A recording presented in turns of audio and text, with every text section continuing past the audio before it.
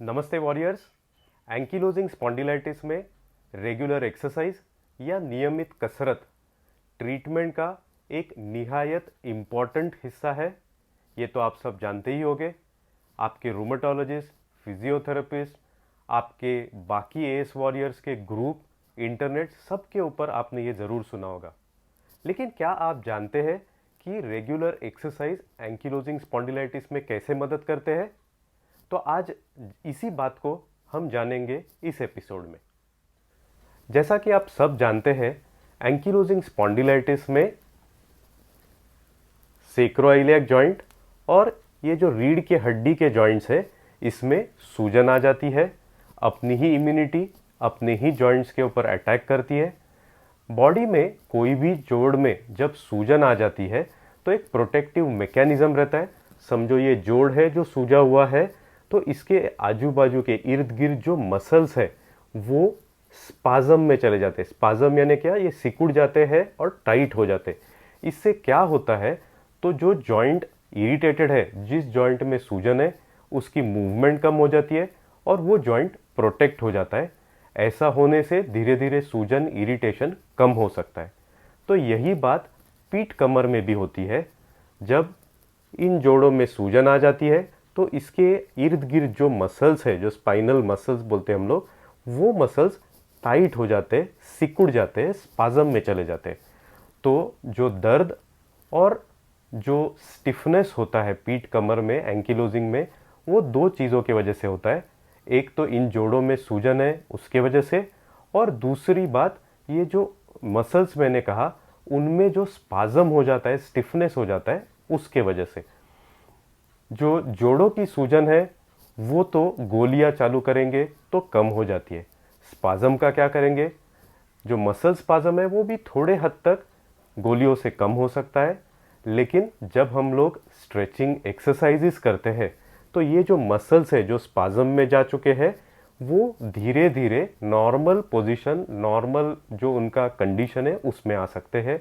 Muscles का spasm कम हो जाता है और इसके वजह से दर्द और स्टिफनेस दोनों कम हो जाता है। तो ये एक इम्पॉर्टेंट रीज़न है कि एंकिलोजिंग स्पॉन्डिलाइटिस में रेगुलर एक्सरसाइजेस से पेन और स्टिफनेस कैसे कम हो जाता है। ये तो रही अर्ली फेज की बात।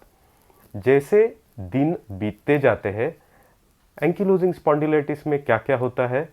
एक, अगर इसको हम लोग कुछ नहीं करेंगे तो ये मसल का स्टिफनेस और स्पाज्म कंटिन्यू होगा। उसके वजह से होगा क्या? देखो, अभी ये समझो मसल्स है और ये हड्डी है, तो जब मसल्स स्पाज्म में जाएंगे तो हड्डी की इस तरह झुक जाएगी, और इसी के लिए एंकिलोजिंग स्पॉन्डिलाइटिस में कमर पीठ में झुकाव आने लगता है। एक, ये अगर झुकाव एक्सरसाइज रेगुलर नहीं करेंगे तो ऐसे के ऐसे ही रहता है। दूसरी बात, जैसे दिन जाएंगे वैसे जो ये मसल्स स्पाज्म में गए हुए हैं वो उसी पोजीशन में रहते हैं और कहीं ना कहीं एक्सरसाइज नहीं होता है उसके वजह से। और दूसरी बात, जो जोड़ों में सूजन है उसकी वजह से ये मसल्स पतले और वीक होने लगते हैं। जब मसल्स वीक होते हैं तो वो हड्डी को अच्छे से सपोर्ट नहीं कर सकते हैं और इसके वजह से ये झुकाव और ज़्यादा बढ़ जाता है। और मसल्स वेट लोड नहीं लेते हैं तो वही वेट और लोड जोड़ों पे आके जोड़ों का दर्द भी उतना ही बढ़ जाता है। जैसे दिन और बीतते हैं, जैसे आपको सबको मालूम है, एंकिलोजिंग स्पॉन्डिलाइटिस में ये जो वर्टिब्रे है, इनके लिगामेंट्स है, इनमें कैल्शियम डिपॉजिट होने लगता है। जब कैल्शियम डिपॉजिट होने लगता है तो स्टिफनेस और बढ़ जाता है, और ये कैल्शियम वाला स्टिफनेस हम लोग ठीक करना मुश्किल होता है। अगर किसी की कमर सीधी है और कैल्शियम डिपॉजिट हो जाए तो लॉन्ग टर्म में भी कमर सीधी रहती है। लेकिन अगर, जो मैंने बोला, मसल स्पाज्म के वजह से किसी की मसल, किसी की गर्दन, पीठ, कमर झुकी हुई है और इसमें अगर कैल्शियम डिपॉजिट हो जाए तो उसका पोजीशन ऐसे ही रह जाएगा। इसके लिए एंकिलोजिंग स्पॉन्डिलाइटिस में अर्ली स्टेजेस में मसल स्पाज्म की वजह से कमर पीठ झुक जाती है, जिसको गोली और एक्सरसाइज से हम लोग ठीक कर सकते हैं। लेकिन अगर लॉन्ग टर्म एक्सरसाइज नहीं करेंगे, मसल स्पाज्म में ही रहेंगे, गर्दन पीठ का पोजीशन ऐसे ही रहेगा और कैल्शियम अगर डिपॉजिट हो गया तो ये पोजीशन ऐसे ही परमानेंट हो जाएगी। जैसे आपने काफ़ी लोगों में देखा रहेगा एंकिलोजिंग स्पॉन्डिलाइटिस के वॉरियर्स में उनकी पीठ कमर झुकी हुई रहती है, तो इसका रीज़न यही है। तो अगर कैल्शियम डिपॉजिट भी समझो होता है लॉन्ग टर्म में, और अगर आप रोज एक्सरसाइज करते हो, आपके पोस्चर का डेली बेसिस पे ध्यान रखते हो, तो कम से कम आपको पीठ कमर गर्दन में झुकाव तो नहीं आएगा। ये रही कमर पीठ की बात। बाकी कैसे एक्सरसाइजेस एंकिलोजिंग स्पॉन्डिलाइटिस में मदद कर सकते हैं? जो पेरिफेरल जॉइंट्स बोलते हैं, जैसे नी है, पैर के जॉइंट्स है, हिप है, इनमें भी जो एंकिलोजिंग स्पॉन्डिलाइटिस की वजह से सूजन हो सकती है। हिप काफ़ी सारे वॉरियर्स में एंकिलोजिंग स्पॉन्डिलाइटिस की वजह से इन्वॉल्व होता है। हिप में सूजन आ जाती है।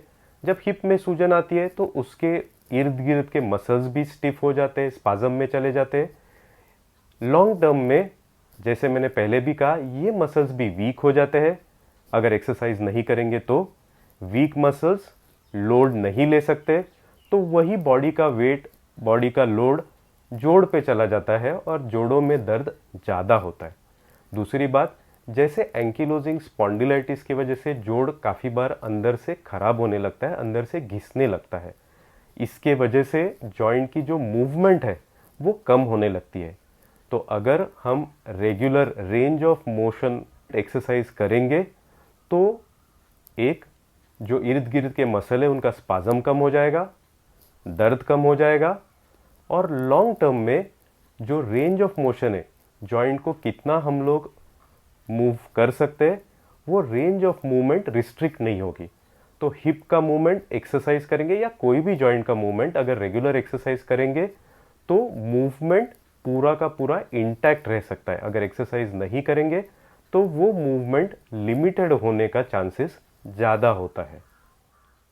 तो वॉरियर्स, आप समझ ही गए रहेंगे कि एंकिलोजिंग स्पॉन्डिलाइटिस में एक्सरसाइज कितना ज़रूरी है और क्यों ज़रूरी है।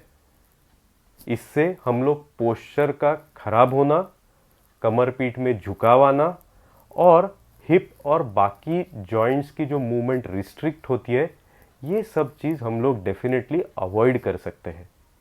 तो आज के लिए बस इतना ही। अगले हफ्ते ज़रूर मिलेंगे एंकिलोजिंग स्पॉन्डिलाइटिस के बारे में और कुछ जानकारी लेके। हमसे अगले हफ्ते ज़रूर मिलिए। धन्यवाद।